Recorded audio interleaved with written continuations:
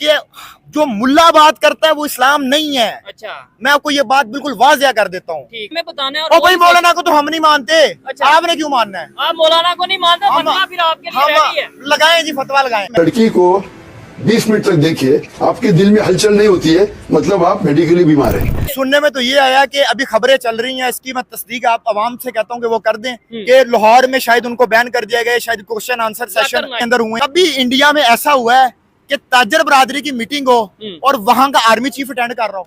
$102 billion, ये 1911 की मैं बात कर रहा हूँ। अच्छा, ठीक है, तब उन्होंने डोनेट किया था, जो कि आज का हाईएस्ट डोनेशन है। मैं तो कहना चाहेंगे आप, अगर जाकिर नाइक की बात करें, पाकिस्तान में आए, बड़ा प्रोटोकॉल दिया गया, लेकिन फिर भी उन्होंने गिला शिकवा किया कि भाई मैं 1000 केजी वेट लेके आया था, वो 500 केजी फ्री किया, बाकी नहीं किया। इसके अलावा खवातीन को लेके कुछ स्टेटमेंट दी, क्या कहना चाहेंगे? सबसे पहले तो मैं डॉक्टर जाकिर नाइक को साइड पे रख के मैं बात करना चाहूंगा रतन टाटा के ऊपर। ठीक है, और उन्होंने जो पूरी इंसानियत के लिए और पूरी अपनी कौम के लिए उन्होंने बगैर किसी बिला तफरका जो मजहब को लेके या किसी भी चीज को साइड पे रख के उन्होंने सिर्फ प्योर इंसानियत की खिदमत की। उस चीज को हम ट्रिब्यूट पेश करते हैं। और इस वक्त सिर्फ इंडियन कौम सोग में नहीं है, बल्कि पूरी दुनिया सोग में है, पूरी इंसानियत सोग में है, क्योंकि जितना उन्होंने इंसानियत के लिए कंट्रीब्यूट किया है और उनके जो पीछे फोर फादर्स थे वो भी कंट्रीब्यूट करते हैं। और आज तक का ये वर्ल्ड रिकॉर्ड है कि $102 बिलियन, ये 1911 की मैं बात कर रहा हूँ। अच्छा, ठीक है, तब उन्होंने डोनेट किया था, जो कि आज का हाईएस्ट डोनेशन है पूरी नहीं, दुनिया के तो अंदर। हम बिल गेट्स के हवाले से सुनते हैं ना? बिल गेट्स के हवाले से अब्दुल सत्तार ईदी था, उन्होंने भी बड़ा कंट्रीब्यूट किया। इसी तरह बिल गेट्स ने भी किया, लेकिन आज तक का सबसे हाईएस्ट जो है वो उनके फोर फादर्स ने किया था। ठीक हो गया, उनका नाम था जमशेद सिंह था। ठीक है, उन्होंने डोनेट किया। अब देखिए हमारी कौम जो है वो क्या किधर जा रही है, और देखें वो रतन टाटा की बात कर रहे हैं और हम अभी तक आटा पे फंसे हुए हैं। ठीक है, और पूरी दुनिया उसको ट्रिब्यूट पेश कर रही है। ठीक है, यानी कि पाकिस्तान में आटे को लेके डिस्कशन की जा रही है, इंडिया में रतन टाटा को लेके जो उनसे इस टाइम अफसोस और जो गम का माहौल है। अच्छा दिलशाद भाई, मुझे ये बताएं, आपने जैसे अब्दुल सत्तार ईदी की बात की है और साथ ही साथ रतन टाटा की बात की है, दोनों ने इंसानियत के लिए काम किया। पाकिस्तान ने अपने हीरोज को कैसे ट्रिब्यूट पेश किया या कैसे ट्रिब्यूट पेश करते हैं? हम तो ये देखते हैं पाकिस्तान में अब्दुल सत्तार ईदी पे भी फतवा लग गया। रतन टाटा को लेकर अगर हम बात करें तो इंडिया वालों ने उन्हें किस तरीके से ट्रिब्यूट पेश किया? इंडिया वालों ने जिस मोहब्बत का इजहार किया है उस तरह का हम आज तक 76-70 सालों में नहीं कर सके। हमने अपने हीरोज को हमेशा जो है वो बदनाम ही किया और उनको कभी ऊपर उठाने की कोशिश नहीं की। इसकी मिसाल अब्दुल सत्तार ईदी है, जिसे द रिचेस्ट पुअर मैन कहते हैं। ठीक है, उसने इंसानियत की कितनी बड़ी खिदमत की। और हमारे जो मुल्ले थे, ये जो मदरसा कल्चर से उठ के लोग आते हैं, उन्होंने उसके ऊपर फतवे लगाए कि जी ये हराम बच्चों को पाल रहे हैं। ठीक है, अब एक मौलवी जो मदरसा कल्चर का, उसको तो कुछ पता ही नहीं है और इन्हीं की वजह से जो है हमारा माशरा तबाही की तरफ जा रहा है। जब तक पाकिस्तान में मदरसों के ऊपर चेक एंड बैलेंस नहीं होगा और जब तक इनको ठीक नहीं किया जाएगा, तब तक ये मसाइल ऐसे चलते ही रहेंगे। और दूसरी तरफ आप देखिए रतन टाटा को पूरा इंडिया इस टाइम सोग में है। अब देखिए उन्होंने एक रोड भी बनाया इंडिया में अब्दुल सत्तार ईदी के नाम से। अच्छा, क्या हमारे अंदर जुर्रत है कि हम एक गली भी बना दे टाटा के नाम से? ओहो, बड़ी बात की है। अच्छा, उन्होंने एक पूरा रोड उसके ऊपर बनाया, हाईवे बनाया है। ठीक है, और हमारे अंदर कोई ऐसी जरूरत नहीं, हमारे अंदर कोई ऐसा गट्स नहीं है कि हम अपने हीरोज को सलाम पेश करें।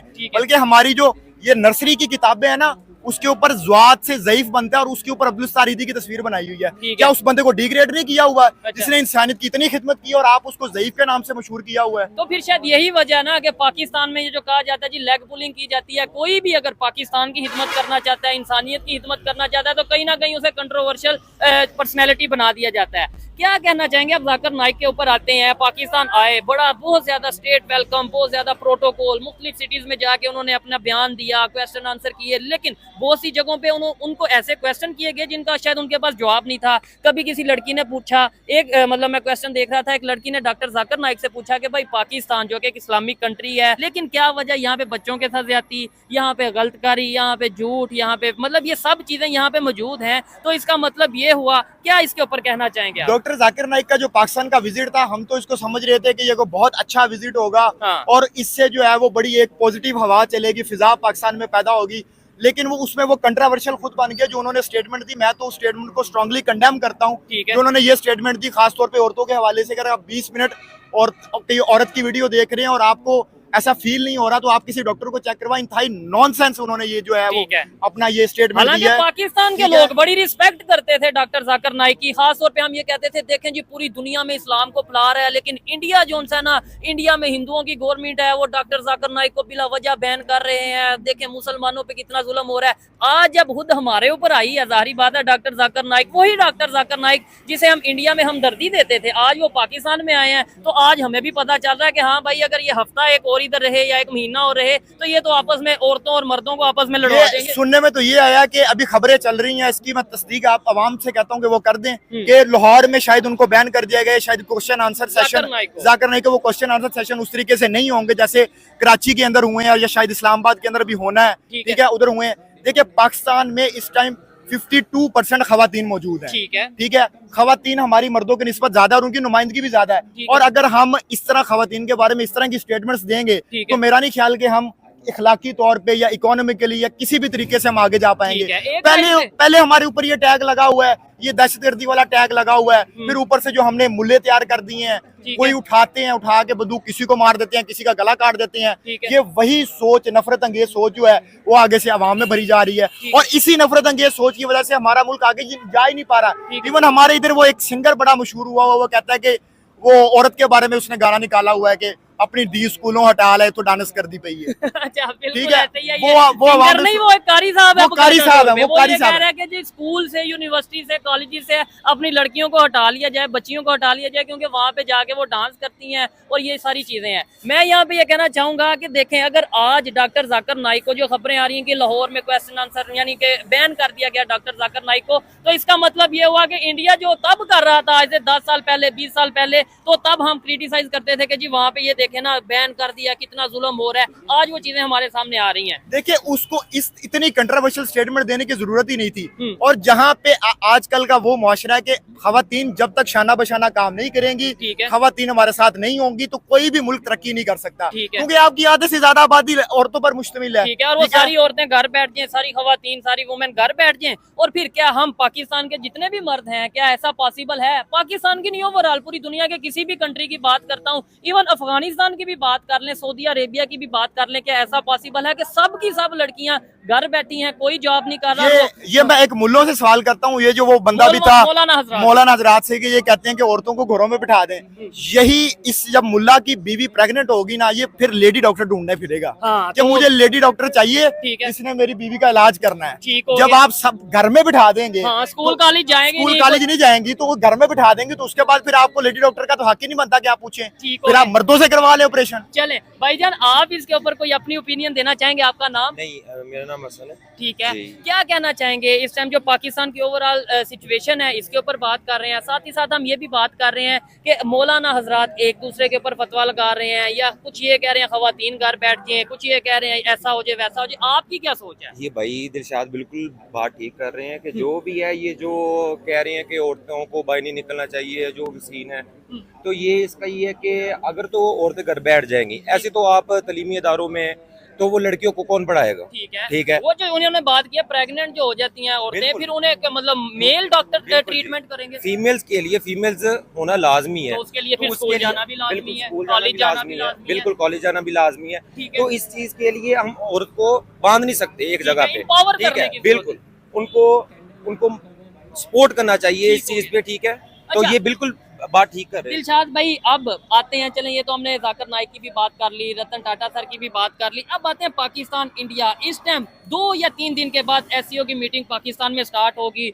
दुनिया के बड़े बड़े, रशिया के प्रेसिडेंट, चाइना के प्रेसिडेंट, इंडिया के फॉरेन मिनिस्टर, ये जो खबर आ रही है कि भाई पाकिस्तान का विजिट करेंगे, क्या समझते हैं इसके ऊपर? आपकी क्या ओपिनियन है? देखिए इस टाइम जो दुनिया का पूरे का माहौल बना हुआ, जैसे रिसेंटली रशिया और यूक्रेन की वार चल रही है, इसराइल और फलस्तीन की वार चल रही है, बीच में लेबनान इन्वॉल्व हो गया, ईरान इन्वॉल्व हो गया, तो इस टाइम जो दुनिया का पूरा एक मैप बना हुआ, उसमें पाकिस्तान के पास एक गोल्डन चांस है। क्योंकि देखिए रशिया और यूक्रेन का मामला बना हुआ है तो रशिया भी पाकिस्तान आ रहा है, उसके बाद ईरान का मसला बना हुआ है तो ईरान भी पाकिस्तान आ रहा है, चाइना भी पाकिस्तान आ रहा है। और आपको पता है इस टाइम सबसे बड़ी जंग रशिया और अमेरिका के अंदर, मिडिल ईस्ट के अंदर अपनी डोमिनेंसी क्रिएट करनी है, जो कि इस टाइम अमेरिका की डोमिनेंसी है।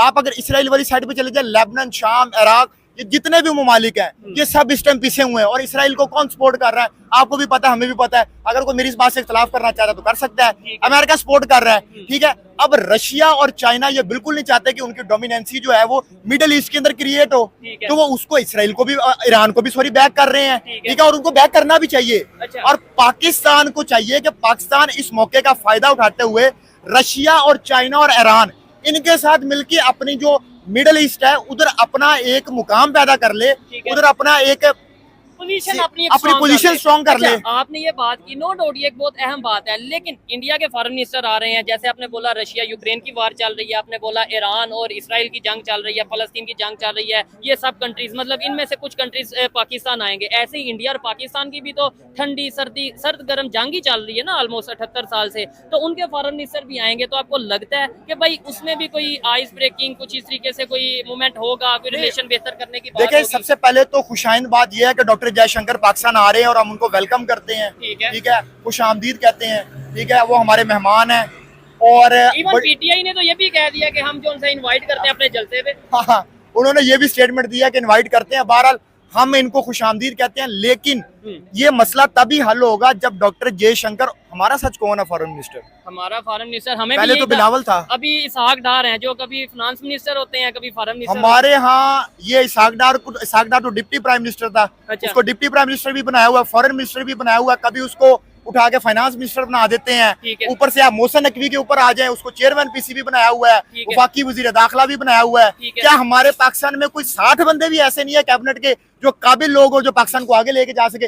एक एक बंदे को चार संभाले हुए हैं और उनमें बिल्कुल काबिलियत है ही नहीं है। अब डॉक्टर जयशंकर, आप पूरी दुनिया में आप जाके पूछ लें कि इंडियन का फॉरेन मिनिस्टर कौन है, आपको बच्चा भी बता देगा वो डॉक्टर जयशंकर है। पाकिस्तान का जो फॉरेन मिनिस्टर है हमें पता ही नहीं है कि पाकिस्तान का फॉरेन मिनिस्टर क्या है, हमें खुद नहीं पता, तो वो क्या फॉरेन पॉलिसी देगा हमारे ऊपर? अब इस टाइम जो है ना वो वक्त है कि हम अपनी फॉरेन पॉलिसी जो है वो वजह करें और उसको दुनिया के सामने पेश करें, क्योंकि जंग का माहौल बना हुआ है और इस टाइम दुनिया ब्लॉक्स में बटी हुई है। और अभी हम तक यही फैसला नहीं कर सके। अभी ईरान का मसला चल रहा है, अभी हम ये फैसला नहीं कर सके कि हमने ईरान के साथ जाना है या हमने न्यूट्रल खड़े होना है। न्यूट्रल हम खड़े नहीं हो सकते क्योंकि अवाम का प्रेशर आ जाता है, और किसी के साथ जा नहीं सकते क्योंकि हम IMF के प्रेशर में आए हुए हैं और IMF से पैसे लेने हैं, ठीक है। और IMF को कौन कंट्रोल कर रहा है? अमेरिका कंट्रोल कर रहा है, अमेरिका में एक इदारा है। तो हम चारों तरफ से तो फंसे हुए हैं। लेकिन वो फंसाया किसने है? क्या IMF ने आके खुद कहा कि लो जी पाकिस्तान को हम इतने बिलियन डॉलर देते हैं और पाकिस्तान फंस जाएगा, या पाकिस्तान IMF के पास गया? हम ये भी एक बड़ी कॉमन सी चीज है ना, हम ये कह देते हैं जी अमेरिका ने साजिश कर दी, इंडिया ने साजिश कर दी, इसने IMF ने साजिश कर दी, जाते हैं हम खुद हैं, बाद में हम कहते हैं उन्होंने। अच्छा, अगर आप मिसाल के तौर पर, मैं तो किसी भी मुल्क को अपना दुश्मन नहीं समझता,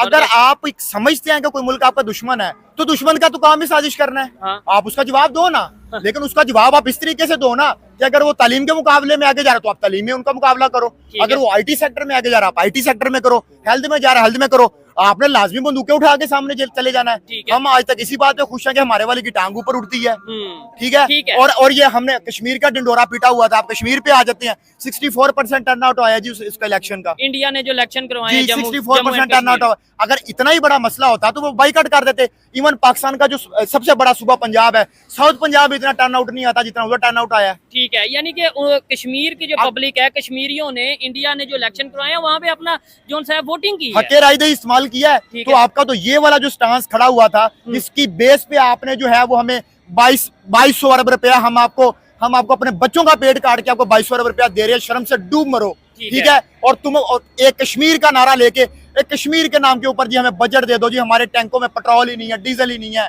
बेड़ा गर्क कर दिया हमारी इकोनॉमी का। और अब वो कश्मीर का जो आपका स्टांस है वो भी आज खाक में मिल गया जब उधर टर्न आउट 64% निकला। अब मुझे बताओ कि किस बात की बेस के ऊपर हमसे तुम बजट लोगे? ठीक है। नहीं, कश्मीर में पाकिस्तान का मीडिया यही चला रहा है कि जी PM मोदी को, इंडिया के प्राइम मिनिस्टर नरेंद्र मोदी को मुंह की खानी पड़ी, वो हार गए, इलेक्शन हार गए। जो दूसरी है उमर अब्दुल्ला, वो लोग जीत गए। मुझे बताएं, वो तो हार के भी जीत ही गए ना। मैं एक सवाल पूछना चाहता हूँ, ठीक है, कभी इंडिया में ऐसा हुआ है कि ताजर बरादरी की मीटिंग हो और वहां का आर्मी चीफ अटेंड कर रहा हो? ठीक है, ये तो प्राइम मिनिस्टर का काम है ना, ये तो प्राइम मिनिस्टर की डोमेन है, उसकी तो डोमेन ही नहीं है कि वो जाके उधर जाके वो खिताब कर रहा है ताजर बरादरी से। आप किस हैसियत में कर रहे हैं? और उधर जो है वो देखे, ये प्राइम मिनिस्टर की डीलिंग का काम है। इवन प्राइम मिनिस्टर जो होता है वो फैसले हो जाते हैं, प्राइम मिनिस्टर को पता ही नहीं होता कि मैंने फैसले लिए हैं। ठीक है, अब हमें ये समझ नहीं आती कि पाकिस्तान का निजाम चला कौन रहा है, या तो प्राइम मिनिस्टर चला रहा है। मैं ये कहता हूँ कि दुनिया का कोई भी निजाम है, ठीक है, आप उसको चलाएं, आप उसको डिक्लेयर कर दें, यहाँ पे जमहूरियत चलनी है, यहाँ पे डिक्टेटरशिप चलनी है, आप उसको क्लियर करें। ठीक है। तो दोस्तों उम्मीद है कि आपको ये वीडियो पसंद आया होगा। वीडियो पसंद आए तो लाइक शेयर सब्सक्राइब करना, और अगर आपको भी अपनी राय देना है तो कमेंट बॉक्स खाली है, कमेंट बॉक्स भर दो, सबको रिप्लाई भी मिलेगा। अच्छे अच्छे कमेंट करना। तो चलिए बढ़ते हैं वीडियो के एंड की तरफ, फिर मिलते हैं किसी और वीडियो में। तब तक के लिए जय श्री राम।